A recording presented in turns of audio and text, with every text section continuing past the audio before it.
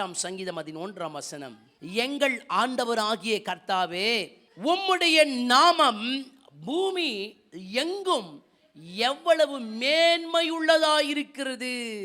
உம்முடைய மகத்துவத்தை வானங்களுக்கு மேலாக நீர் வைத்தீர். ஒரு அல்லேலூயா சொல்லலாமா? அல்லேலூயா. எனக்கு அன்பான கர்த்தருடைய பிள்ளைகளே, சங்கீதக்காரனாகிய தாவீது அவர் எழுதுகிறார், எங்கள் ஆண்டவராகிய கர்த்தாவே, உம்முடைய நாமம், உங்கள் நாமம் இந்த பூமி எங்கும் எவ்வளவு மேன்மையுள்ளதாக இருக்கிறது. உங்கள் நாமம் எவ்வளவு மகத்துவம் உள்ளதாக இருக்குது. உங்கள் நாமம் ஆண்டவரே இந்த பூமி அனைத்திற்கும் போதுமானதாக இருக்குதுன்னு சொல்லி அவர் அவருடைய நாமத்தை வர்ணிப்பதை நீங்கள் பார்க்க முடிகிறது. ஒரு அல்லேலூயா சொல்லலாமா? எனக்கு அன்பானவர்களே, ஆண்டவருடையதான் நாமம் ஏதோ ஒரு சிலருக்கு, ஒரு கூட்டத்துக்கு, இல்லை ஒரு சில ஜனங்களுக்கு, இல்லை இந்த தேசத்தாருக்கு அப்படின்னு சொல்லி இல்லை. கர்த்தருடைய நாமம் பூமியில் உள்ள எல்லா ஜனங்களுக்காகவும் அருளப்பட்ட நாமம். ஆண்டவருடைய நாமம் எப்படிப்பட்டது என்று சொன்னால், அகிலம் எங்கிற்கும் அவருடைய நாமம் அருளப்பட்டிருக்கிறது. அல்லேலூயா. ஆமாம், எல்லா அண்ட சராசரங்களும் படைப்புகள் அவரை வணங்கும்படியான ஒரு உன்னத நாமத்தை ஆண்டவர் நமக்காக கொடுத்திருக்கிறார். அல்லேலூயா. அப்போ நான் உங்களை பார்த்து கேட்கிறேன், ஆண்டவருடைய நாமம் அவர் ஆதியும் அந்தமுமாய் இருக்கிறார், அல்பாவும் ஒமேகாவுமாய் இருக்கிறார், முந்தினவரும் பிந்தினவருமாய் இருக்கிறார், துவக்கமும் முடிவுமாய் இருக்கிறார், அலஃபும் தவுமாய் இருக்கிறார், ஏ முதல் இசட்டு வரை அவராகவே இருக்கிறார். அவர்தான் துவக்கம், அவர்தான் முடிவு. அல்லேலூயா. அவருடைய நாமம் பாருங்க, தாவீது சொல்லுகிறார், பூமி எங்களும் எவ்வளவு மேன்மை, எவ்வளவு, it is a great privilege, it is a great honor. ஆண்டவருடைய நாமம் ஒரு பெரிய ஒரு மேன்மைக்கு உண்டான ஒன்று அப்படின்னு சொல்லி அவர் சொல்லுகிறார். அப்போ நான் உங்களை பார்த்து சொல்லுகிறேன், எனக்கு அன்பானவர்களே, ஆண்டவருடைய நாமம் என்ன அப்படின்னு சொல்லி நான் உங்களிடத்தில் கேட்டேன்னாக்கா, நீங்கள் உங்களுக்கு தெரிஞ்ச நாமங்களை எல்லாம் நீங்கள் சொல்லுவீங்க. அவருடைய நாமம் என்ன அப்படின்னு சொல்லி கேட்டேன்னா, அவருடைய நாமம் கர்த்தர், அவர் இயேசு, அவர் பரிசுத்த ஆவியானவர், அவர் யெகோவா தெய்வம், அவர் எல்ஷடாய் அப்படின்னு சொல்லி நமக்கு தெரிந்ததெல்லாம் நம்ம சொல்லுவோம். அப்போ நான் உங்களிடத்தில் நான் கேட்கிறேன், ஆண்டவருக்குன்னு சொல்லி ஒரு நாமம் இல்லையா? உங்கள் தெய்வத்துக்குன்னு சொல்லி ஒரு நாமம் இல்லையா அப்படின்னு சொல்லி நம்மளிடத்தில் யாராவது கேட்பாங்க அப்படின்னு சொன்னால், அவருக்குன்னு நாமம் இருக்குது. ஆனால் நான் சொல்லட்டும், பரிசுத்த வேதத்திலே ஆண்டவருடைய நாமம் எப்படி தெரியுமா விளக்கி காண்பிக்கப்பட்டிருக்கிறது.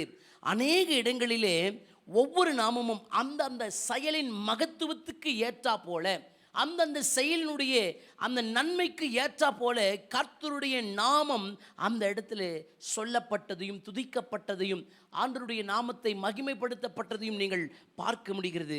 இது எதை விளக்குகிறது என்று சொன்னால், தேவனுடைய அந்த பெரிய அந்த மகத்துவமான குணாதிசயங்களை விளக்குகிறது. ஆண்டவருடைய அந்த நல்ல குணங்களையும் அவருடைய தன்மையை விளக்குகிறது. அப்போது நம்முடைய ஆண்டவர் எப்படிப்பட்டவர்னு சொன்னால், நீ அழுது ஆண்டவரை துதிக்கும் பொழுது உன் கண்ணீரை துடைக்கிறவராக ஆண்டவர் இருக்கிறார். அவருடைய நாமமும் அப்படி தான் இருக்குது.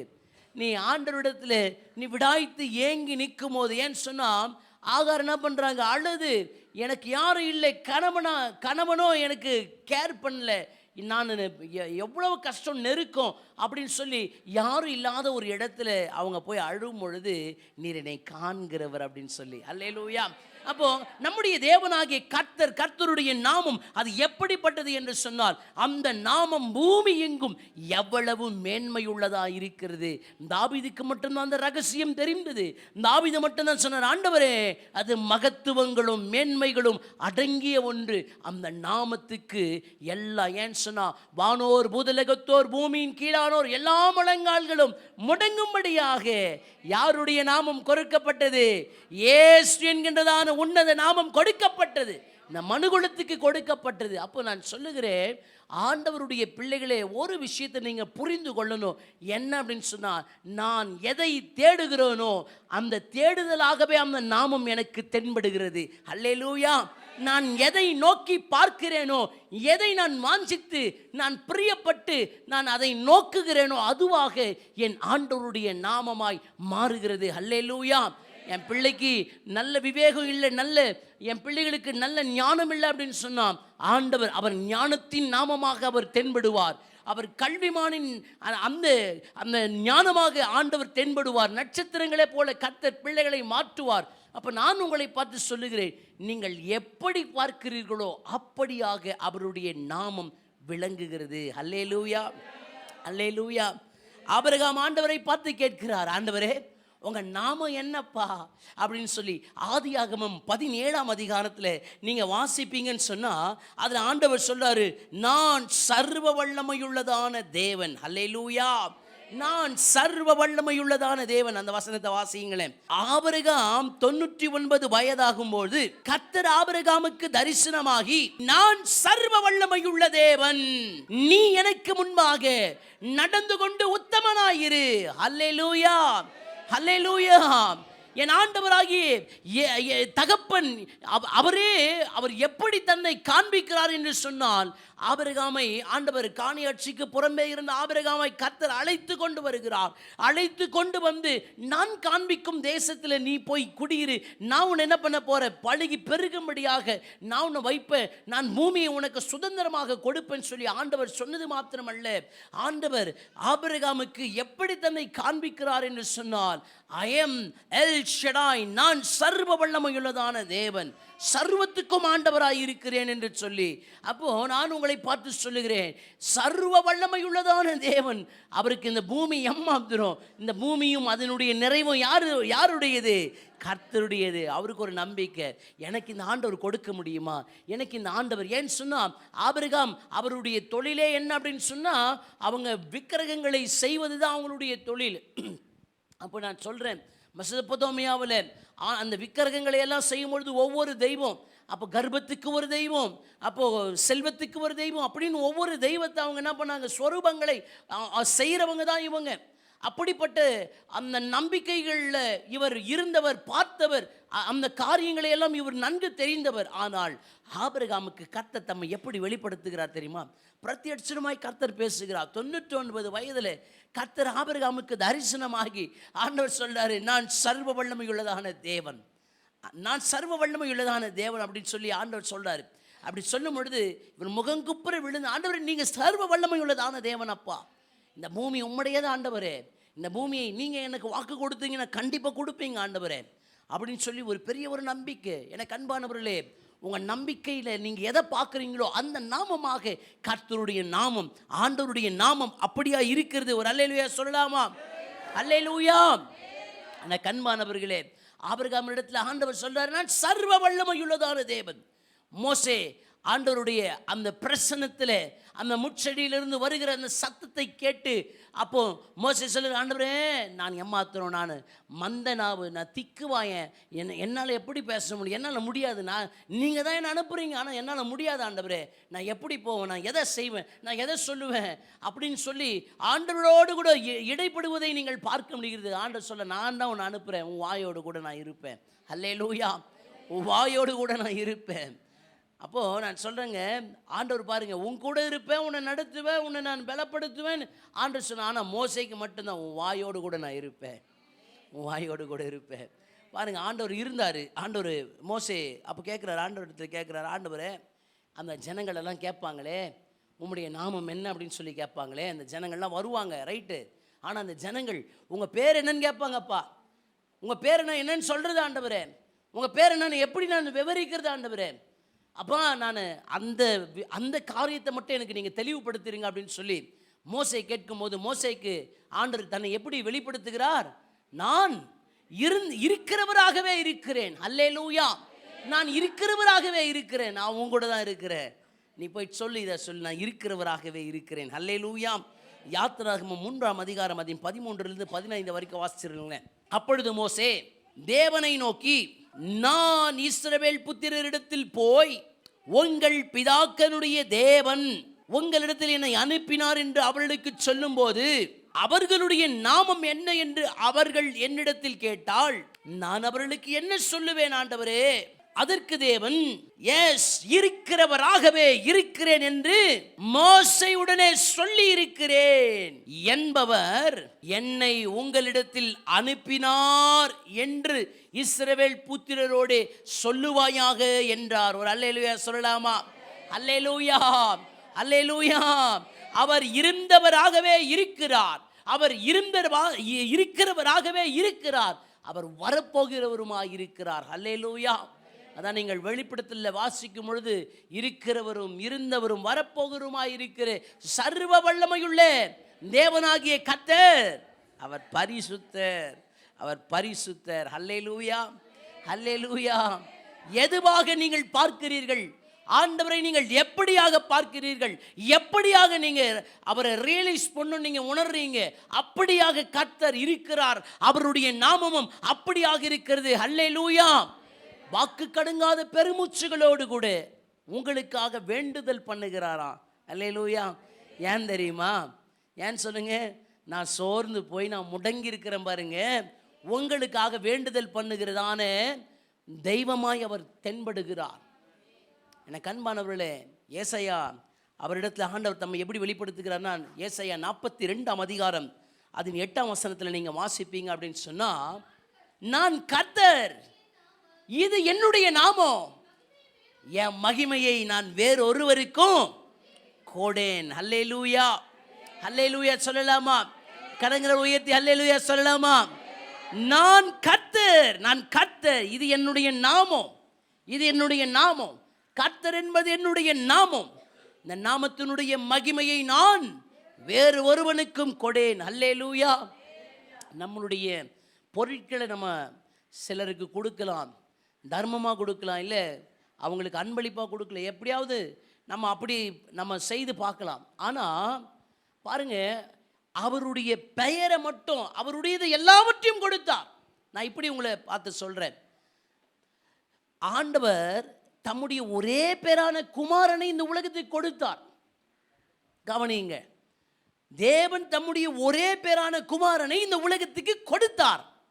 கொடுத்து இந்த உலக அந்த ஜனங்கள் மேலே இவ்வளவாய் அன்பு கூர்ந்தது ஆண்டவர் விளக்கி காண்பித்தார். யோவான் 3:16. இப்போ எனக்கு கவனிங்க, ஆண்டவர் தம்மையே கொடுத்தார், ஆனால் அவருடைய நாமத்தை உங்களுக்கு கொடுப்பார்னா இல்லை. அல்லேலூயா சொல்லலாமா? அவருடைய நாமத்தை நான் யாருக்கும், என்னுடைய நாமத்தை வேறு ஒருவனுக்கும் கொடேன், என்னுடைய நாமத்தை, என்னுடைய நாமத்தின் மகத்துவங்களையும் நான் ஒருவனுக்கும் கொடேன் என்று சொல்லி ஆண்டவர் சொல்லுகிறார். அப்போ தன்னையே கொடுத்த ஆண்டவர் தனக்கு உண்டான எல்லாவற்றையும் பிதா இந்த உலகத்துக்கு கொடுத்தார், அனுப்பினார், எல்லாவற்றையும் செய்தார். ஆனால் ஒன்றை மட்டும் he have not permitted. என்ன தெரியுமா? ஆமாம், அந்த நாமத்தை வேற யாருக்கும் இல்லை, அந்த நாமத்தை. ஆகினால தான் அந்த நாமத்தில் போய் துரத்தும் போது அந்த பிசாசுகள் ஓடும்படியாக, இயேசு என்கின்ற நாமத்தில் துரத்தும் போது ஓடும்படியாக. அப்போது வசனம் சொல்லுகிறது, குமாரன் விடுதலை ஆக்கினால் மெய்யான விடுதலை ஆவீர்கள். நான் உங்களை பார்த்து சொல்கிறேங்க, கர்த்தருடைய நாமம் எப்படிப்பட்டதுன்னு இப்போ உங்களுக்கு புரிஞ்சிருக்கும்னு நினைக்கிறேன். ஆண்டவரே எனக்காக அருளப்பட்டார், எனக்காக பிற்கப்பட்டார், எனக்காக அவர் கடாவப்பட்டார், எனக்காக கல்வாரி சிலுவையிலே அவர் மரண பரியந்தம் தம்மையே ஒப்பு கொடுத்தார். ஆனால் அவருடைய நாமோ எனக்காக அது போற்றுதலுக்குரியதான நாமம். அல்லேலூயா. அது எனக்கு போற்றுதலுக்குரிய நாமம், மகிமைப்படுத்தப்பட வேண்டியதான நாமம், உயர்த்தப்பட வேண்டியதான நாமம். அந்த நாமம் யாருக்கும் கிடையாது. அந்த நாமம் நான் வேறு ஒருவனுக்கும் கொடேன். அல்லேலூயா, அல்லேலூயா, அல்லேலூயா சொல்லலாமா? கர்த்தருடைய பரிசுத்த நாமம் மகிமைப்படுவதாக. நான் உங்களை பார்த்து சொல்லுகிறேன், ஆண்டவருடைய நாமம் எப்படிப்பட்ட, அதை தாவீது சொல்லுகிறார், ஆண்டவரே பூமி எங்கும் அந்த நாமம் மகிமை உள்ள ஒரு நாமம், மகத்துவங்கள் உள்ளதான ஒரு நாமம், மேன்மை உள்ளதான ஒரு நாமம் அப்படின்னு சொல்லி அவர் வர்ணிக்கிறார். அப்போது கர்த்தருடைய நாமம் பலத்த துருகம், நீதிமான் அதுக்குள் ஓடி. ஒரு அல்லேலூயா சொல்லலாமா? வசனத்தை அப்படியே உள்ளத்திலிருந்து அப்படியே இந்த வசனம் சொன்ன உடனே வசனத்தை சொல்ல ஆரம்பிச்சிடும். அப்போது கர்த்தருடைய நாமம் பலத்த துருகம், அதுதான் ஒரு பெரிய ஒரு துருகம். என் ஆண்டவருடைய நாமம் தான் எனக்கு மதிலாக கர்த்தர் வச்சிருக்கிறாரு. ஆண்டவர் எனக்கு ப்ரொடெக்ஷனுக்கு அவருடைய நாமத்தை கொடுத்திருக்கிறார். அப்போ நீதிமான் அதுக்குள் ஓடி சுகமாக இருப்பான். எப்படி தெரியுமா? கர்த்தாவே என்னை காப்பாற்றணும், உம்மை நம்பி இருக்கிறேன். கர்த்தாவே என்னை வெட்கப்படுத்தாதிரும், என் மேல் நினைவாயிரும் அப்படின்னு சொல்லி அந்த கர்த்தருடைய நாமத்தை சொல்லிகிட்டே இருக்கணும், அறிக்கை செய்துகிட்டே இருக்கணும். அப்போ தான் அதில் அதுக்குள்ளே போயிட்டு பிரவேசிக்க முடியும். நான் சொல்லட்டும், ஏசாயாவிடத்தில் ஆண்டவர் இப்படி சொல்கிறாரு. அப்போது மத்தேயு புத்தகத்தில் இயேசு தம்முடைய சீசர்களை பார்த்து கேட்குறாரு. 16ஆம் அதிகாரம் 15ஆம் வசனத்தை வாசிங்களேன். அப்பொழுது அவர், நீங்கள் என்னை யார் என்று சொல்லுகிறீர்கள் என்று கேட்டார். சீமோன் பேதுரு பிரதியுத்தரமாக, நீர் ஜீவனுள்ள தேவனுடைய குமாரனாகிய கிறிஸ்து என்றான். அல்லேலூயா, அல்லேலூயா சொல்லுங்க. என கண்மானவர்களே, இயேசு சீசரிடத்தில் கேட்குறாரு. எல்லாரும் ஒவ்வொரு ஆன்சரை சொல்கிறாங்க. ஆனால் சீமோன் பேதுரு மட்டும்தான் மறுதலிக்க போகிறதான ஒரு மனுஷன்.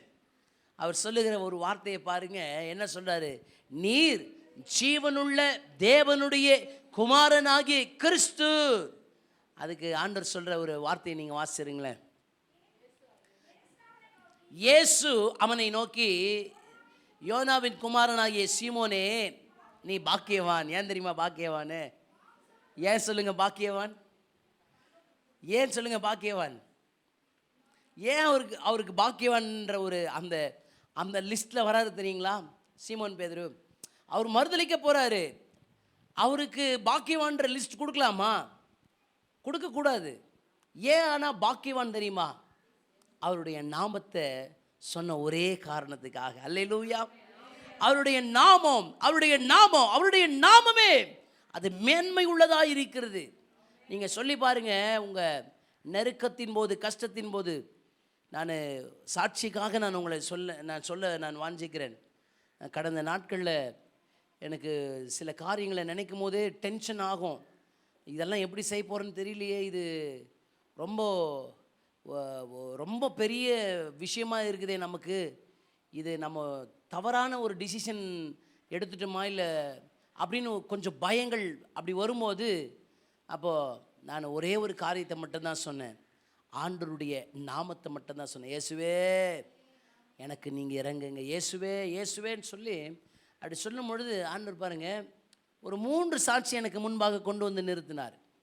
இந்த 3 சாட்சியை நான் என் மனதில் வைத்து, ஆண்டவரே நான் எம்மாத்திரோ என்ன நீங்கள் நினச்சிடுங்க. அல்லேலூயா. அப்போ நான் சொல்கிறேங்க, உங்கள் வாழ்க்கையில் கூட ஆண்டவருடைய நாமம் எப்படிப்பட்டது தெரியுமா? அந்த சமயத்துக்கு நீங்கள் எதை தேடுகிறீர்களோ அந்த நாமத்தை நீங்கள் சொல்லும் பொழுது அந்த நாமம் உங்களுக்கு அந்த காரியங்கள் ஆகும்படிக்கு கர்த்தர் செய்கிறார். அல்லேலூயா.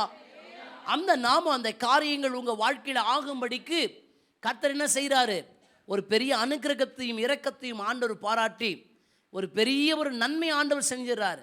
ஒருவேளை வியாதியின் கூர், வியாதி பலவீனம், ஒன்றும் முடியல, படுத்து கிடக்குறீங்க அப்படின்னு சொன்னால், அப்போது யெகோவா ராஃபா, சுகம் கொடுக்கிறதான தேவன், அப்பா உங்கள் தழும்புகளால் நான் சுகமானேன் என்று சொல்லி, என் பரிகாரி கர்த்தர் நீர் அப்படின்னு சொல்லி, அப்போ என் பரிகாரி என் பரிகாரி என் பரிகாரின்னு சொல்லிகிட்டே இருக்கும் போதே கர்த்தர் ஒரு பெரிய பலனை கொடுப்பார்.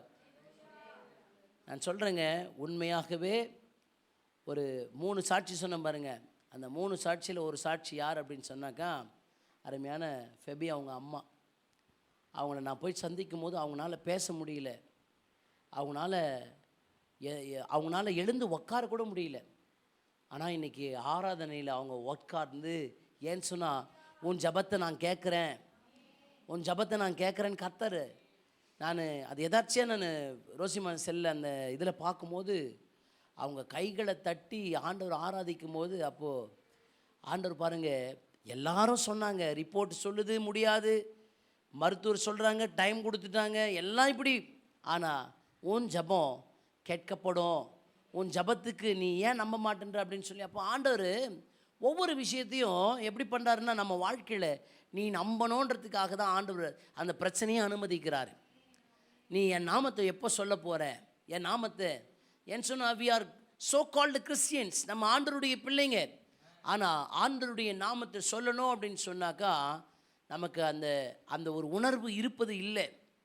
அப்போ எங்கே போனாலும், எங்கே வந்தாலும், நடந்தாலும், படுத்தாலும், எதை செய்தாலும் ஆண்டவருடைய நாமத்தை சொல்லின்னு இருக்கோம். அப்பா எசப்பா கர்த்தாவே உமக்கு ஸ்தோத்திரம் அப்படின்னு சொல்ல பழகிக்கணும், சொல்ல பழகிக்கணும்.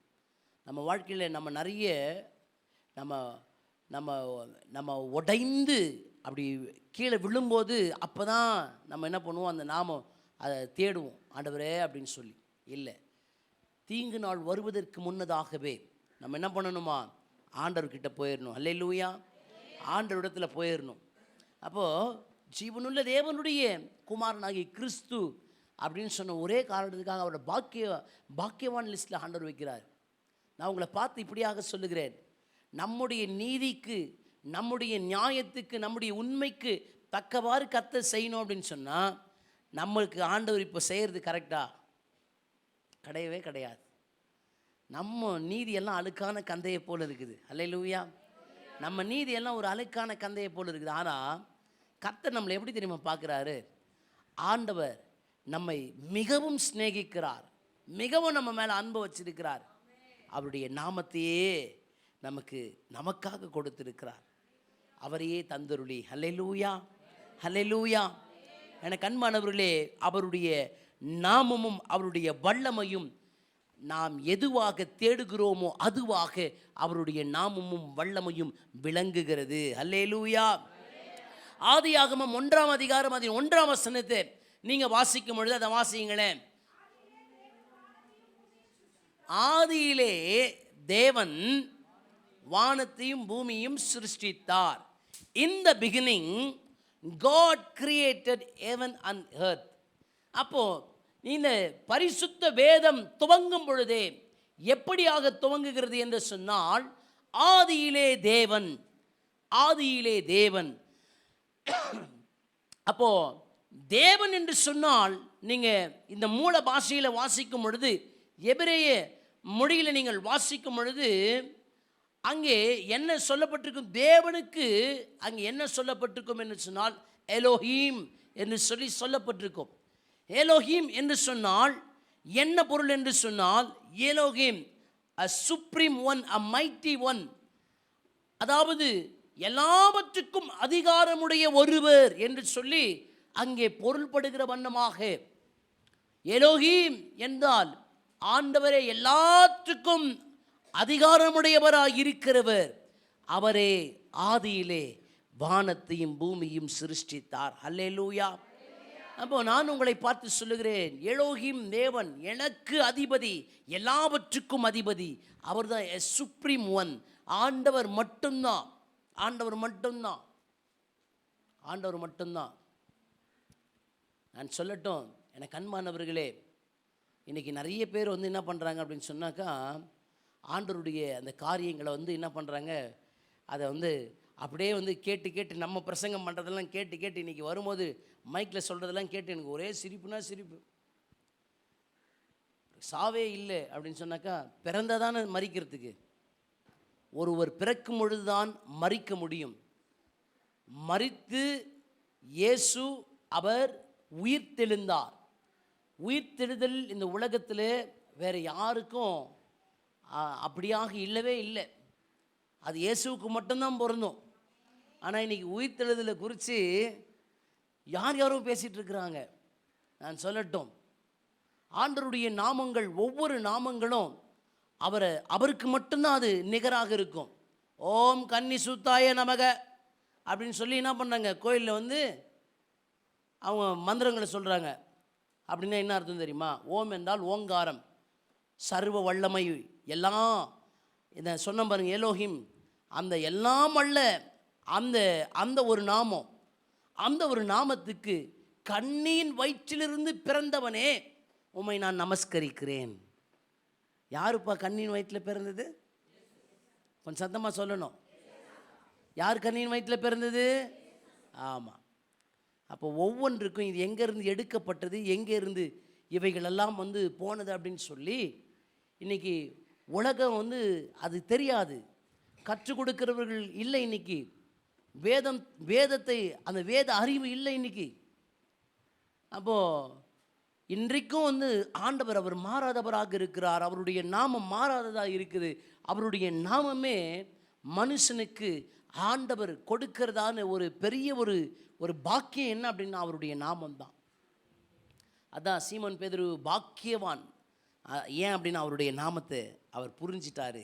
ஒரு அல்லேலூயா சொல்லலாமா? அல்லேலூயா. எனக்கு அன்பானவர்களே, ஆண்டவருடைய நாமம் எலோகிம், நீர்தான் ஆண்டவரே, எல்லாவற்றுக்கும் தேவன், படைப்புகளுக்கு தேவன், நான் பார்க்கிறவைகளுக்கு எல்லாவற்றுக்கும் தேவனாக இருக்கிறீர் அப்படின்னு சொல்லி. அப்போது நீங்கள் 1 சாமுவேல் 24ஆம் அதிகாரம் அதன் 8ஆம் வசனத்தை நீங்கள் வாசிக்கும் பொழுது, அப்பொழுது தாவீதும் எழுந்து கெபியிலிருந்து புறப்பட்டு சவுலுக்கு பின்னாக போய், ராஜாவாகிய என் ஆண்டவனே என்று கூப்பிட்டான். போதும் போதும் போதும். எப்படி கூப்பிட்டாரு தாவீது? ராஜாவாகிய என் ஆண்டவனே அப்படின்னு சொல்லி கூப்பிட்டாரு. இங்கே சொல்லப்பட்டதான ஆண்டவர் யார் அப்படின்னு சொன்னா, இங்கே சொல்லப்பட்டிருக்கிறதான ஆண்டவர் யார் அப்படின்னு சொன்னா, அது ஒரு மரியாதைக்குரிய ஒரு பெயர். நான் சொன்னேன் எலோகிம், அவர்தான் ஆதியிலே அவர் இருக்கிறவராய் இருக்கிறேன்னு சொன்னார். பார்த்தீங்களா? நான் இருக்கிறவராய் இருக்கிறேன். யாருன்னா எலோகிம், அவர்தான் படைப்பின் கர்த்தர். இங்கே ராஜாவாகிய என் ஆண்டவரே அப்படின்னு சொல்லி தாவீது கூப்பிடுறாரு. ஏன் சவுல் அவர் ராஜா தானே, அவர் ஆண்டவரா அப்படின்னு சொன்ன இல்லை, ஆண்டவருக்கு நிகரான ஒன்று. அப்போது இதனுடைய அர்த்தம் என்ன அப்படின்னு சொன்னால், அதுக்கு நிகரானவர். அப்போது உமக்கு நான் என்ன பண்ணுறேன், அந்த ஒரு ஒரு ஒரு ஒரு தாழ்மையை நான் சொல்கிற வண்ணமாக நான் அதை உங்களுக்கு கொடுக்குறேன் அப்படின்னு சொல்லி இங்கே சொல்கிறத நீங்கள் பார்க்க முடியும். அப்போது அந்த ஆண்டவருக்கு என்ன நிகர் அப்படின்னு சொன்னால், இங்கே அடோனாய் என்றதான ஒரு பொருள் இருக்கிறது. அந்த அடோனாய்க்கு என்ன பொருள் என்று சொன்னால், ஆண்டவரே அப்படின்ற ஒரு பொருள். இதனுடைய ரூட் எங்கே அப்படின்னு சொன்னால், அதாவது தேவனுக்கு கொடுக்கிறதான அந்த கனத்துக்குரிய நிகரான ஒரு நாமம் தான் அந்த அடோனாய். அப்போ அடோனாய் என்றால் என்ன அப்படின்னு சொன்னால், எலோகிம், தேவன், நீர் எல்லாவற்றுக்கும் தேவனாய் இருக்கிறவர். அப்போது அந்த கனத்துக்கு எதை சொல்கிறாங்க அப்படின்னா அடோனாய். அப்போது ஆண்டவரே நீங்கள் தான் கனத்துக்கு உரியவர், அந்த அடோனாய் என்கிற. அப்போது இது இந்த அவர் ஒரு ராஜா, அவர் எலோகிம், அவர் ஒரு ராஜா, அவர் எலோகிம். அப்படின்னா ராஜாவாகிய என் ஆண்டவரே அப்படின்னா அந்த கனத்துக்கு நீர் இப்படி இருக்கிறீர்னு சொல்லி, அதுதான் அடோனாய் அப்படின்ற ஒரு பொருள். அப்போ ஆண்டவர் சொல்கிறாரு வெளிப்படுத்தல் 22:13 நீங்கள் வாசிக்கும் பொழுது, நான் அல்பாவும் ஒமேகாவும் ஆதியும் அந்தமும் முந்தினவரும் பிந்தினவருமாயிருக்கிறேன். ஒரு அல்லேலூயா சொல்லலாமா? எல்லாமாய் நான் இருக்கிறேன். துவக்கமும் நான் தான், முடிவும் நான் தான். துவக்கமும் அவர் தான், முடிவும் அவர் தான். இன்றைக்கி மெசேஜ் யார் தெரியுமா எனக்கு கன்ஃபார்ம் பண்ணது? இன்றைக்கி மெசேஜ் வேறு யாரும் கன்ஃபார்ம் பண்ணல, மைக் செட்டு தான் கன்ஃபார்ம் பண்ணிச்சு. சோத்திரம். வரும்போது என் பூரா மெசேஜை என்ன பண்ணுறாங்க, ஆமாம் அவங்க சொல்லிகிட்டு இருக்கிறாங்க. நான் சொன்னேன், ஆண்டவரே, ஆமாம் ஆண்டவரே, இன்றைக்கி நான் பேச போகிற வார்த்தையை என்ன பண்ணிட்டீங்க, உறுதிப்படுத்திட்டீங்க ஆண்டவரே. நான் உங்களை பார்த்து சொல்கிறேங்க, நம்முடைய ஆண்டவர் எப்படிப்பட்டவர் தெரியுமா?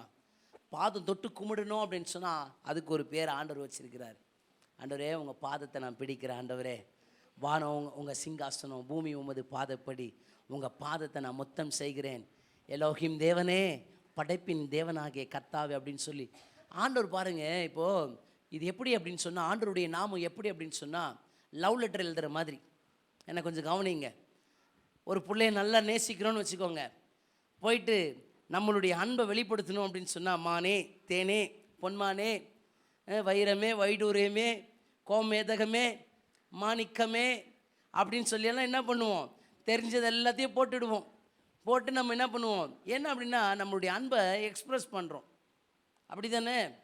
அப்போது நம்ம எப்படி ஆண்டவரை நம்ம நேசிக்கணும் அப்படின்னா, நேசிக்க பழகணும் அப்படின்னா, ஆண்டவருடைய நாமத்தை அப்படி நம்ம என்ன பண்ணணும், அப்படி நேசித்து சொல்லணும், ஆண்டவரே நீங்கள் எனக்கு என் கூட என் அழுகையில் என்னுடைய தனிமையில் எல்லா நேரங்களிலும் நீங்கள் தான். அல்லேலூயா. ஆதியாகமம் 16ஆம் அதிகாரத்தில் இப்படியாக ஒரு சம்பவம் நடக்குது. அங்கே அழுகையோடு நிற்கிறதான ஆகார் சொல்லுகிறதான ஒரு வார்த்தையை நீங்கள் பார்ப்பீங்க அப்படின்னு சொன்னால், அப்பொழுது அவள் பாருங்க, என்னை காண்பவரை நான் இவ்விடத்தில் கண்டேன் அல்லவா, தன்னோடு பேசின கர்த்தருக்கு. எஸ், ஹல்லேலூயா. தன்னோடு பேசின கர்த்தர். நான் அழுகையில் இருக்கிறேன், நான் கைவிடப்பட்ட நிலையில் இருக்கிறேன், எனக்கு யாரும் இல்லை, ஆனால் என் கூட யாரு பேசுகிறார்? என் கூட கர்த்தர் பேசுகிறார். அவர் எப்படிப்பட்டவர்னா, என் அழுகையை காண்கிறதான தேவன். அல்லேலூயா. அவங்க சொல்றாங்க, நீர் எல்ரோயி. அல்லேலூயா. அந்த வசனத்தை வாசிச்சு முடிச்சிடலாமே. ஆகையால் அந்த துறவு லஹாயிரோயி, நீ என்னை காண்கிறதான தேவன், நீர் என்னை காண்கிறதான தேவன். பாருங்க, அதுதான் நம்ம தனிமையில் யாரும் இல்லைன்னு நம்ம நினைக்கிறோம். நம்மளை யாரும் பார்க்கல, நம்மளை யாரும் பேசலை, நம்ம கூட யாரும் இல்லை, நமக்கு நல்ல வார்த்தை சொல்ல யாரும் இல்லை அப்படின்னு சொல்லி நம்ம நினைக்கிறோம். ஆனால் ஆண்டவருக்கு ஒரு நாமம் உண்டு. அந்த நாமம் என்ன அப்படின்னு சொன்னால் எல்ரோயி, நீர் என்னை காண்கிறதான தேவன். அல்லேலூயா. என்னை காண்கிறதான தேவன், என்னை காண்கிறதான தேவன். எனக்கு பிள்ளை கொடுத்த ஆபிரகாம் பார்க்கல, எனக்கு அங்கே வேலை செய்த எத்தனையோ பேர் இருந்தாங்க, அவங்களாம் என்னை பார்க்கல. என் நாச்சியார் ஐயோ ரொம்ப உபத்திரவம், பார்க்கல, ரொம்ப உபத்திரவம். அங்கேருந்து நான் கடந்து வந்துட்டேன். ஆனால் இன்னைக்கு பார்க்க வேண்டிய ஒருத்தர் என்னை பார்த்துட்டாரு. அல்லேலூயா. நான் எங்கே போகணுன்னு அவர் சொல்லட்டும், நான் போகிறேன். பாருங்க, அவர் சொல்கிறாரு, நீ மீண்டும் எங்கே போ? உன் நாச்சியார் இடத்துக்கு போ. அப்போது மீண்டுமா? ஏன்னா பார்க்க வேண்டியவங்களை நான் பார்த்துட்டேன். அல்லேலூயா. அல்லேலூயா. எல்ரோயி, என்னை காண்கிறதான தேவன் நாமத்தை சொன்ன உடனே அப்போது இவங்க கனத்து இறுதியத்தோடு ஓடி வந்தாங்க. இந்த அம்மா ரொம்ப பாரம். நம்ம நிறைய நேரத்தில் என்னை கொஞ்சம் கவனிங்களேன், நிறைய நேரத்தில் நம்ம என்ன தெரியுமா பண்ணுவோம்? சில பேர்கிட்ட பேச மாட்டோம். ஏன் தெரியுமா? ஏன்னு சொல்லுங்கள். அவங்க மேலே அவங்க பண்ண விஷயம் அவ்வளோ டென்ஷன் ஆக்கி விட்டாங்க என்ன, அதனால் நான் பேசவே மாட்டேன். அவங்க ஐயோ பாஸ்டர் அவங்க சரி கிடையாது, நீங்கள் விடுங்க, நான் கொஞ்ச நாள் பேசாமல் இருந்தால் தான் கரெக்டாக இருக்கும், இல்லைன்னா எல்லாம் சரியாக வராது. அவ்வளோ கனத்த இருதயம். ஆனால் இன்றைக்கி ஆண்டவர் பார்த்துட்டாரு. ஆண்டருடைய நாமத்தை நம்ம சொல்லிட்டாங்க, எல்ரோயி, நீ லஹாயிரோயி, என்னை பார்க்கிறதான தேவன், என்னை நீங்கள் பார்த்துட்டீங்க போதும். இப்போ என்ன பண்ணிட்டாரு? அந்த நாமத்தை சொன்ன உடனே இறக்க வேண்டியதெல்லாம் இறக்கி வச்சாச்சு. ஆண்டவர் சொல்கிறாரு, நீ கிளம்பி போ. எங்கே போ? நாச்சியார் இடத்துல போ. அல்லேலூயா. மீண்டுமா போகிறாங்க, மீண்டுமா போகிறாங்க. போயிட்டு இப்போ அடுத்த வாட்டி பிளஸ்ஸிங்கோடு தான் வராங்க. இப்போது நீ போ, நான் பிளஸ் பண்ணுற வரைக்கும் நீ அங்கே தான் காத்திருக்கணும். அல்லேலூயா. நம்ம கர்த்தருடைய நாமம் எப்படிப்பட்டது தெரியுமா? நீங்கள் எதை விரும்புகிறீர்களோ, எதை எதிர்பார்க்கிறீர்களோ, எதை நோக்குகிறீர்களோ அதுவாக இந்த நாமம் மாறுகிறது. அல்லேலூயா. அல்லேலூயா. உன்னதமான தேவன், அதுதான் அதனுடைய பொருள். ஏல் ஏலோகேன்னு சொன்னால் உன்னதமான தேவன்.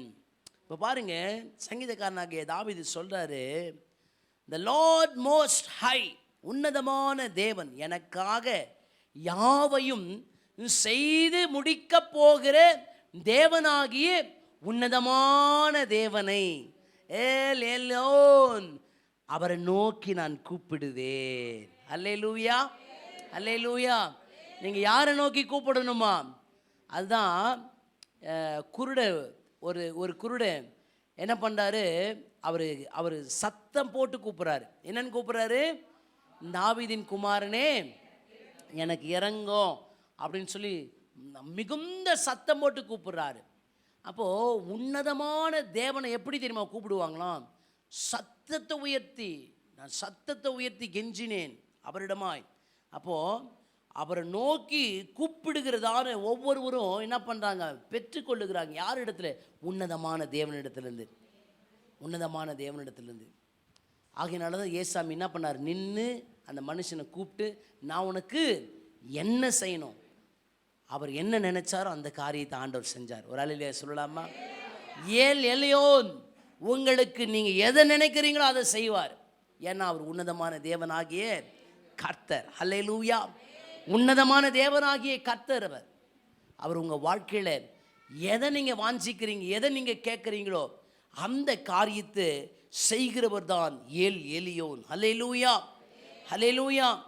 நீங்க வாசிக்கும் பொழுது ஆதியாகமம் அதன் 14ஆம் அதிகாரத்தில் 22:14 வாசிக்கும் பொழுது ஆபிரகாம் என்ன பண்ணுறாரு, தன்னுடைய பிள்ளையாண்டானாகிய ஈசாக்கை தகன பலியாக கொடுக்க வேண்டும் என்று சொல்லி ஆண்டவர் காண்பித்த மலைகளில் ஒன்று போயிட்டு அவர் என்ன பண்ணுறாரு, பிள்ளையை பலி கொடுக்கணும்னு சொல்லி வெயிட் பண்ணும் பொழுது அந்த இடத்துல ஆண்டவர் சொல்கிறார், உன் பிள்ளையாண்டான் மேலே கையை போடாத அப்படின்னு சொல்லி.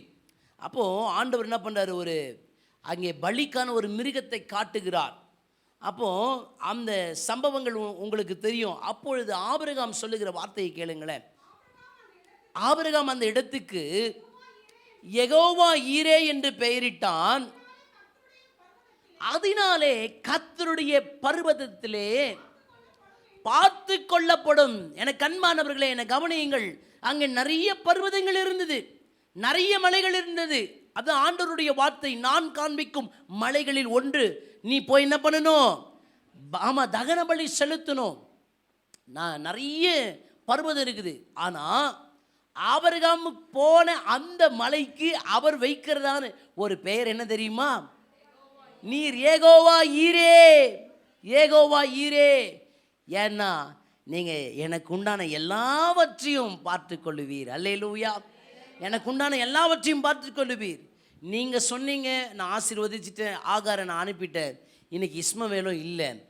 நீங்கள் கொடுத்த பிள்ளை ஈசாக்கு, இந்த பிள்ளையாண்டான் உம்முடைய பார்வையில் பிழைப்பானாக அப்படின்னு சொல்லி நான் ஜபமும் பண்ணிட்டேன்.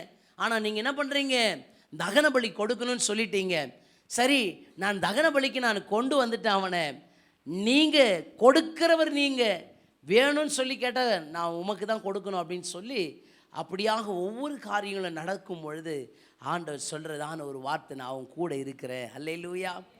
நான் எல்லாவற்றையும் பார்த்து கொள்ளுவேன், எல்லாவற்றையும் பார்த்து கொள்ளுவேன். உங்கள் வாழ்க்கையில், உங்கள் குடும்பத்தில், உங்களுடைய எல்லா நேரங்களிலும் யெகோவா ஈரேவாய் அவர் எல்லாவற்றையும் பார்த்து கொள்ளுகிற தேவனாக, எல்லாவற்றையும் பார்த்து கொள்ளுகிற தேவனாக அவர் இருக்கிறார். ஒரு அல்லேலூயா சொல்லலாமா? யெகோவா ஈரே, எல்லாவற்றையும் பார்த்து கொள்ளுகிறவர், எல்லாவற்றையும் பார்த்து கொள்ளுகிறவர். உங்கள் வாழ்க்கையில், உங்களுடைய வாழ்க்கை பயணத்தில் எல்லாவற்றையும் அவர் பார்த்து கொள்ளுவார். அல்லேலூயா, அல்லேலூயா. யாத்ராகமம் அதன் 15ஆம் அதிகாரம் அதன் 26ஆம் வசனத்தை நம்ம வாசிச்சுட்டு நான் ஒரு சில வசனங்களை நான் காண்பித்துட்டு நான் முடிக்கிறேன். நீ உன் தேவனாகிய கர்த்தரின் சத்தத்தை கவனமாய் கேட்டு அவர் பார்வைக்கு செம்மையானவைகளை செய்து அவர் கட்டளைகளுக்கு செவி கொடுத்து அவருடைய நியமங்கள் யாவையும் கைக்கொண்டால் நான் எகிப்தியருக்கு வரப்பண்ணின வியாதிகளில் ஒன்றையும் உனக்கு வரப்பண்ணேன். அல்லேலூயா, அல்லேலூயா, அல்லேலூயா.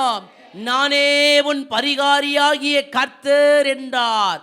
நானே உன் பரிகாரியாகிய கர்த்தர், நானே யெகோவா ராஃபாவா இருக்கிறேன், உன் பரிகாரியான கர்த்தர். எல்லா கரங்களை தட்டி ஆண்டவருக்கு நன்றி செலுத்தலாமா?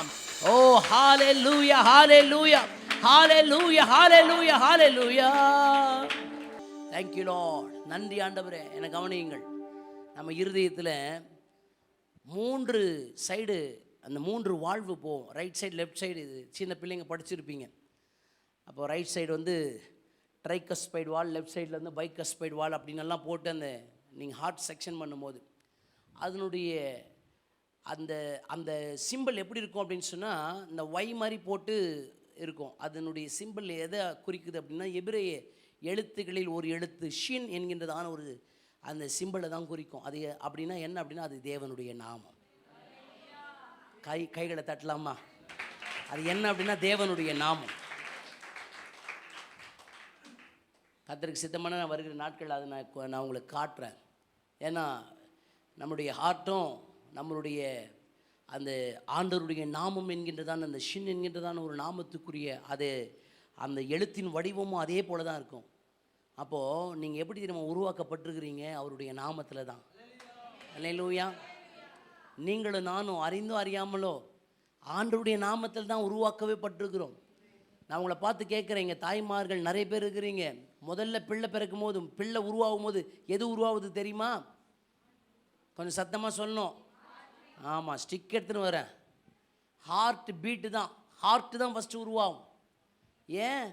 கர்த்தருடைய நாமம், கர்த்தருடைய நாமம், கர்த்தருடைய நாமம், கர்த்தருடைய நாமம், கர்த்தருடைய நாமம், கர்த்தருடைய நாமம், கர்த்தருடைய நாமம். எஸ் எஸ், ஆண்டவருடைய நாமமே அல்லாமல் வேறு ஒன்றும் இல்லை. உருவாக்கமும், ஏன்னா அவர் தான் முந்தினவரும் பிந்தினவருமாக இருக்கிறார். ஆபிரகாம் இடத்துல ஆண்டவர் சொன்னார், நான் சர்வ வல்லமை உள்ளதான தேவன். வெளிப்படுத்தல யோவான் இடத்துல ஆண்டவர் சொன்னார், நான் யூத ராஜ சிங்கம் என்று சொல்லி. நான் சொல்லட்டும், நான் முடிக்கிறேன். கர்த்தருடைய நாமம் அது எப்படிப்பட்டது? வர்ணிக்க வார்த்தையே இல்லை. என்னை உருவாக்கினது அவருடைய நாமம். அதனால தான் ஆண்டவர் சொன்னார், இந்த ஆலயத்தை கெடுத்து போட்டால் நான் என்ன பண்ணிவிடுவேன்? ஆமாம். அப்போது நீங்கள் எதையும் செய்யறதுக்கு உங்களுக்கு எந்த பர்மிஷனும் கிடையாது. இன்றைக்கி நான் ஒரே ஒரு சம்பவத்தை சொல்லி நான் முடிச்சிடுறேன். ஒரு உயர்நீதிமன்றத்தில் ஒரு நல்ல ஒரு நீதிபதி, அவர் ஒரு பெரிய ஒரு இடத்துல போயிட்டு அவர் ஒரு விஷயத்தை சொல்லும் போது, பேசுகிறதுக்கு கூப்பிடும்போது அவர் சொல்கிறாரு, ஐயா உங்களுடைய நீங்கள் ரிட்டையர்ட் ஆகிட்டீங்க, உங்கள் வாழ்நாட்களில் எந்த கேஸ் உங்களுக்கு ரொம்ப இம்பேக்டை கொடுத்தது அப்படின்னு சொல்லி கேட்கும்போது அவர் சொன்னார், ஒரு வீட்டு வேலை செய்கிற அம்மா, அவருக்கு ஒரே ஒரு பொண்ணு, தான் அவங்களுக்கு கொடுக்குற சாப்பாடை எடுத்து வந்து பொண்ணுக்கு கொடுத்து, அவங்களுக்கு கிடைக்கிற எல்லாவற்றையும் நன்மைகளை எல்லாம் பொண்ணுக்கு அவங்க கொடுத்து, என் பிள்ளை பசியோடு இருக்கும், என் பிள்ளை படிக்குது, என் பிள்ளை நல்ல உடவுடுத்தணும், எல்லாவற்றையும் கொடுத்தாங்க. அந்த பிள்ளைக்கு எல்லாவற்றையும் கொடுத்தாங்க. நல்லா படித்து இப்போ நல்ல வேலைக்கு போயிடுச்சு, நல்ல கை நிறைய சம்பளம். இப்போ என்ன ஆயிடுச்சு அப்படின்னு சொன்னால், ஒரு சில மாதங்களில் அந்த பிள்ளை காணோம். இவங்க போய் கம்ப்ளைண்ட் கொடுக்குறாங்க. கம்ப்ளைண்ட் கொடுத்த உடனே எங்கே தேடியும் கிடைக்கல. உடனே அது வழக்காக மாறுது. வழக்காக போன உடனே நீதிபதி சொல்கிறார், எங்கே இருந்தாலும் 15 நாள் ஆஜர்படுத்தணும்னு சொல்லி. இப்போ அந்த பொண்ணு வருது, வந்து நிற்குது. எங்கம்மா போயிருந்த? ஐயா நான் மேஜர். இப்போ எனக்கு எல்லாம் தெரியும். நான் என்ன பண்ணிட்டேன், ஒரு பையனை திருமணம் பண்ணிட்டேன். நான் நேசித்து அவனை திருமணம் பண்ணிட்டேன். இவருக்கு ஒன்றும் புரியல. ரொம்ப இவர் அதை கேட்ட உடனே ஷாக் ஆகிட்டார். அந்த அம்மாவுடைய நிலைமை ரொம்ப பரிதாபம். இவர் அந்த என்ன சொல்கிறதுன்னு சொல்லி தெரியல. அப்போ அவர் சொன்னார், நான் 1 hour டைம் கொடுக்குறேன், அம்மாவும் பொண்ணு போய் தனியாக பேசுங்க, நீங்கள் பேசிட்டு வந்து உங்கள் முடிவை சொல்லுங்கள், நான் அப்புறமா வழக்குடைய தீர்ப்பை சொல்கிறேன் அப்படின்னு சொல்லி அவர் சொல்லும் பொழுது 1 hour பேசியும் ஒரு பிரயோஜனமும் இல்லை. அம்மா வந்து சொல்கிறாங்க, ஐயா என் பிள்ளை பண்ணது அது தப்புன்னு நான் நினச்சி தப்பு பண்ணிட்டேன், நான் வழக்கு போட்டுட்டேன், அது ஏன் தப்பு தான் ஐயா, என்னை மன்னிச்சிருங்க, அந்த பிள்ளைங்களை வாழ விட்டுடுங்க அப்படின்னு சொல்லி தப்பு பண்ணதுக்கும் அம்மா என்ன பண்ணுறாங்க, பரிந்து பேசி நிற்கிறாங்க. அப்போது அந்த ஐயா சொன்னாரன், ஏம்மா இது பார்த்தியா, இதுதான் தாய் அன்பு. உன்னை சின்ன வயதுலேருந்து வளர்த்தாங்க, எல்லாத்தையும் செஞ்சாங்க, ஆனால் நீ கொஞ்சம் கூட எதையுமே நினைக்கல. இன்றைக்கி எல்லாம் கிடைச்ச உடனே நீ என்ன சொல்கிற, நான் மேஜரு, எனக்கு எல்லாம் தெரியும் அப்படின்னு சொல்கிற. கடவுள் மனித ரூபத்தில் தாயை கொடுத்துருக்கிறாரு. கடவுளாக இறங்கி வரமாட்டாங்கம்மா. ஆண்டவர் எப்படி தெரியுமா ஒர்க் பண்ணுவார், அம்மாவா அப்பாவா உனக்கு அப்படி தான் ஆண்டவர் உதவி செய்ய முடியும். அப்போது நீ கடவுளுக்கே துரோகம் பண்ணிட்டம்மா, நாளைக்கு இதே நிலைமை உனக்கு வந்தால் நீ என்ன பண்ணுவ அப்படின்னு சொல்லி ஒரு அறிவுரை கொடுத்து அவங்கள அனுப்பிடுறாங்க. அந்த அம்மா இப்போ சொல்கிறாங்க, அம்மா நீங்கள் ஊருக்கு எப்படி போவீங்க? ஐயா ஒன்றும் இல்லையா, நான் பஸ் ஸ்டாண்டுக்கு போயிட்டு ஒரு 4 பேர்கிட்ட பிச்சை எடுத்துனாக்கா எனக்கு ஏதாவது கிடைக்கும், அதை நான் சாப்பிடுவேன். அவங்க கணவனார் அதை கேட்டு அவங்க கை கால் விழுந்துருச்சு, அவருக்கு ஏதாவது கொடுப்பேன், நாங்கள் போயிட்டு வேலை செய்கிற வீட்டில் ஏதாவது நாங்கள் பிழைச்சிப்போம் அப்படின்னு சொன்னோன்னே ரொம்ப நெகிழ்ந்து என்ன பண்ணிட்டாரு, எழுந்து நின்று அவர் பாக்கெட்டில் இருந்த 1000 ரூபாவை எடுத்து கொடுத்து, உதவி செய்கிறவங்க இவங்களுக்கு உதவி செய்யலாம், நீங்கள் 4 பேர்கிட்ட பிச்சை எடுக்க வேணாம், நான் உங்களுக்காக நீங்கள் சொன்னதை நான் செய்கிறேன் அப்படின்னு சொல்லி அந்த 1000 ரூபாவை அவர் கொடுத்து அங்கே இருந்த எல்லா வழக்கறிஞர்களும் நெகிழ்ந்து என்ன பண்ணுறாங்க, அவங்க கையில் இருந்ததெல்லாம் போட்டு கிட்டத்தட்ட ஒரு 40,000 ரூபாய் எடுத்துன்னு வந்து கொடுத்து, அம்மா நாங்கள் உங்களுக்கு எதையும் சொல்லி ஈடு செய்ய முடியாது, ஆனால் பிள்ளையாய் நீங்கள் என்ன பண்ணுங்க, எங்களை நினச்சிக்கோங்க, அந்த கடவுள் உங்களை என்ன பண்ணுறாரு, காப்பாற்றுவார் அப்படின்னு சொல்லி அவங்களுக்கு நன்மை செஞ்சு அனுப்புகிறாங்க. அப்போது இன்றைக்கி எதை நான் சொல்ல விரும்புகிறேன் அப்படின்னு சொன்னால், இன்றைக்கி நம்ம நிறைய நேரத்தில் நம்ம பிள்ளையாக இருக்க வேண்டிய நம்ம என்ன தெரியுமா பண்ணிடுறோம், பிள்ளையாக இருக்கிறது கிடையாது. நம்ம கஷ்டத்தில் நம்மளை ஒருத்தர் வளர்த்தி இருக்கிறாங்க, நம்ம நெருக்கப்படும் போது ஒருத்தர் நம்மளை நடத்தி இருக்கிறாங்கன்றது நம்ம எப்போ நம்ம மறந்துடுறோம் அப்படின்னா, நம்ம நல்லா இருக்கும்போது நம்ம மறந்துடுறோம். இந்த மகளும் அப்படி தான், நல்லா இருக்கும்போது தாயை மறந்துடுச்சு. ஆனால் இந்த உலகத்தில் ஒரு வழக்கறிஞராக ஒரு நீதிபதியாக இருக்கிற நீதி அரசர் சொல்கிறாரு, தெய்வம் மனித ரூபத்தில் தாயாய் உன்னை நடத்தினதை நீ மறந்துட்டியே. இன்றைக்கும் நம்ம எவ்வளோ காரியங்களை செய்கிறோம். ஏன் தெரியுமா, ஆண்டவர் நம்ம மேலே இரக்கமாக இருக்கிறாரு. கர்த்தருடைய நாமத்தை அவர் உங்களுக்கு கொடுத்துருக்கிறார், அதனால தான் இரக்கமாக இருக்கிறார். ஆண்டவர் தம் பிள்ளைங்க மேலே ரொம்ப இரக்கமாக இருக்கிறார். எவ்வளோ அமக்கலம் பண்ணாலும், எவ்வளோ குடித்தாலும், வெறிச்சாலும், எவ்வளவு தப்பிதம் பண்ணாலும், ஏன் தெரியுமா ஆண்டவர் மௌனமாக இருக்கிறாரு, என் பிள்ளை, அந்த பிள்ளைக்கு நான் என் நாமத்தையே நான் கொடுத்துருக்கிறேன். அல்லேலூயா, அல்லேலூயா. ஆண்டவர் பாருங்க, அவருடைய நாமத்தையே கொடுத்துருக்கிறார். கடைசியாக நான் ஒன்று சொல்லி நான் முடிக்கிறேன். சங்கீதக்காரனாகிய தாவீது 23ஆம் சங்கீதம் அதன் 1ஆம் வசனத்தில் சொல்றாரு, கர்த்தர் என் மேய்ப்பராக இருக்கிறார், யெகோவா ராஹே, கர்த்தர் என் மேய்ப்பராக இருக்கிறார், நான் தாழ்ச்சி அடையேன். என்னை நடத்துறது கர்த்தர் தான். உங்களுக்கு நான் ஒரு காரியத்தை சொல்லி முடிக்கிறேன், உங்களை நடத்துறது யாரு, கர்த்தர் தான். கர்த்தர் தான். வேலை இல்லை, எதுவும் இல்லை, என்னை நடத்துறது கர்த்தர். எல்லாரையும் அப்படியே எழுந்து நிற்கலாமா? Thank you Jesus. எல்லாரும் அப்படியே எழுந்து நிற்கலாமா? ஓ ஹல்லேலூயா. யெகோவா ஈரே, எல்லாமே பார்த்து கொள்வீர். யெகோவா ஈரே, எல்லாமே பார்த்து கொள்வீர். கலங்களப்பா நாங்கள் கலங்களப்பா, கலங்களப்பா நாங்கள் கலங்களப்பா. கர்த்தர் நாமம் என் புகலிடமே, கருத்தோடு துதித்திடுவேன். உங்க நாமமே அல்லாமல் நாமம் என் புகலிடமே, கருத்தோடு துதித்திடுவேன். கடைசியாய் நான் சொல்லி முடிக்கிறேன். ஆண்டவராகிய இயேசு சொன்னாரு, மத்தேயு புத்தகம் கடைசி வசனத்தில், நீங்கள் புறப்பட்டு போய் சகல ஜனங்களுக்கும் சுவிசேஷத்தை அறிவிச்சு சீஷராக்குங்க, அவங்கள பிதா குமாரன் பரிசுத்த ஆவி என்கின்ற திரியேக நாமத்தினால நீங்க என்ன பண்ணுங்க, ஞான ஸ்நானம் கொடுங்க. அல்லேலூயா. ஆமா, அவருடைய நாமத்தினால ஞானஸ்தானம் கொடுத்து, அப்போ ஆண்டவருடைய நாமத்தினாலே மீண்டுமாய் இந்த உலகத்திலே பிறக்கிறதான ஒரு அனுபவம், பாவத்துக்கு மரித்து பரிசுத்த நாமத்துக்கு என்று சொல்லி கர்த்தர் நம்ம எடுத்திருக்கிறார். எல்லாரும் கரங்களை தட்டி ஆண்டவருக்கு நன்றி செலுத்தலாமா? ஆண்டவரே உமக்கு ஸ்தோத்திரம், ஸ்தோத்திரம், ஸ்தோத்திரம், ஸ்தோத்திரம், ஸ்தோத்திரம், ஸ்தோத்திரம். ஸ்தோத்திரமே அப்பா, ஸ்தோத்திரமே, ஸ்தோத்திரமே அப்பா, ஸ்தோத்திரமே. கர்த்தர் நாமம் என் புகலிடமே, கருத்தோடு துதித்திடுவேன். கர்த்தர் நாமம் என் புகலிடமே, கருத்தோடு துதித்திடுவேன். கர்த்தர் நாமம்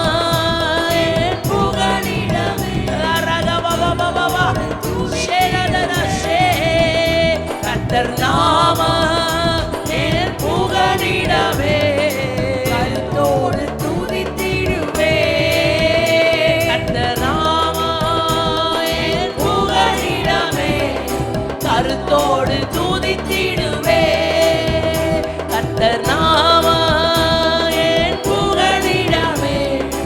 கருத்தோடு துதித்திடுவே. நன்றி ஆண்டவரே, நன்றி ஆண்டவரே, நன்றி ஆண்டவரே, நன்றி ஆண்டவரே. உம்முடைய நாமம் அப்பா மகிமைப்பட்டதுக்காக ஸ்தோத்திரம் ஆண்டவரே. நீர் அருளின உங்க வெளியேற பெற்ற உங்க வாக்குகளுக்காக, உங்க வார்த்தைக்காக நன்றி செலுத்துகிறோம்ப்பா. உங்க நாமத்தின் அப்பா அந்த மேன்மையை நாங்க பார்க்க, இந்த நாள்ல நாங்க ருசிக்க எங்களுக்கு நீங்க வைத்த கிருபைகளுக்காக ஸ்தோத்திரம், ஸ்தோத்திரம், ஸ்தோத்திரம். தொடர்ந்து நடக்கும் இயேசுவின் நாமத்தில் பிதாவே, ஆமென். Gate of Comfort Church Maduravoyal ஆராதனை ஒழுங்குகள். ஞாயிறு காலை ஆராதனை 9 மணி முதல் 11:30 மணி வரை. ஞாயிறு மாலை ஆராதனை 6:30 மணி முதல் இரவு 8 மணி வரை. மாதத்தின் முதல் ஞாயிறு பரிசுத்த திருவிருந்து ஆராதனை காலை 9 மணி முதல் 11:30 மணி வரை. மாதத்தின் முதல் நாள் வாக்குத்தத்த ஆராதனை காலை 5 மணி முதல் 6:30 மணி வரை. அனைத்து வெள்ளிக்கிழமைகளில் பெண்கள் உபவாச கூட்டம் காலை 11 மணி முதல் மதியம் 1 மணி வரை. அனைத்து சனிக்கிழமைகளில் சிறுவர் கூடுகை மாலை 5:30 மணி முதல் இரவு 7 மணி வரை. ஒவ்வொரு மாதமும் அமாவாசை அன்று மாலை 7 மணி முதல் இரவு 9:30 மணி வரை அமாவாசை ஜெபம் நடைபெறுகிறது.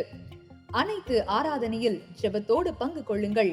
ஆண்டவர் உங்களை ஆசீர்வதிப்பாராக. வாழ்வை காண்கிறேன், வழியை காண்கிறேன், நல்ல வாழ்வை காண்கிறேன்.